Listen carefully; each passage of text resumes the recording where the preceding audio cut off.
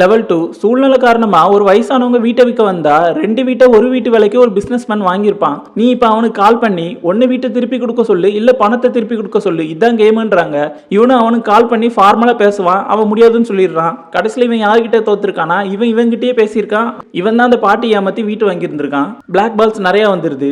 உனக்கு பொறாம இருக்குன்னு சொல்லும் போது இவன் ஒத்துக்க மாட்டான், சோதனைக்கு அனுப்பிடுறாரு. பொண்டாட்டி பக்கத்துல வர்றதை பார்த்த உடனே ஒயிட் பால்ஸ்க்கு ஆசைப்பட்டு உனக்கு யார் கூட வேணாலும் தொடர்பு இருந்தாலும் நான் அதுக்கெல்லாம் பொறாமப்பட மாட்டேன்ட்டு இவனே போய் சொல்றான். ஆனா அவளுக்கு ப்ரமோஷன் கிடைச்சிருக்குன்றத சொல்ல வருவா. இப்போ உண்மையிலேயே இவன் பொறாமப்பட ஆரம்பிச்சிருவான். ஏன்னா இவங்க 2 பேரும் ஒன்னா தான் எக்ஸாம் எழுதியிருப்பாங்க. அவளுக்கு தான் வேலை கிடைச்சிருக்கும், இவனுக்கு கிடைக்கல. அவ சந்தோஷமா சொன்னா இவன் சோகமா கேட்டுட்டு இருப்பான். இதனால இவன் பிளாக் பால்ஸ் வாங்கிடுறான். இதை சமாளிக்கிறதுக்காக கடவுள்கிட்ட நான் அவளை விட நல்லா பண்ணுவேன் அந்த வேலையன்னு சொல்லிடுவான். அவரும் ஒரு சோதனைக்கு அனுப்பிடுறாரு. ஒரு பேங்க்ல ராபரி நடந்துட்டு இருக்கும்போது போலீஸை காப்பாற்ற சொல்லி உள்ள அனுப்புனா அந்த போலீஸையே இவன் ஷூட் பண்ணிட்டு இருப்பான். கேட்டா என் இடத்துல யார் இருந்தாலும் இப்படிதான் பண்ணுவாங்கன்னு ஒரு காரணம் சொல்லுவான். அப்ப யமதர்மர் உன் இடத்துல ஆல்ரெடி உன் பொண்டாட்டி இருந்திருக்கா, அவ என்ன பண்ணான்னு பாப்போன்னு போறாங்க. திருடன் தனியா வந்திருக்கத பார்த்த உடனே பேசியே அவனோட பையனோட ஹாஸ்பிட்டல் செலவுக்காக தான் வந்திருக்கான்றதை தெரிஞ்சுக்கிறா. அவனையும் டவுன் பண்ணிடுறா. இவனோட நிலைமையை பார்த்து அங்க உள்ள எல்லாரும் இவன் பையனுக்கு தேவையான மருத்துவ செலவையும் கொடுத்துடுறாங்க.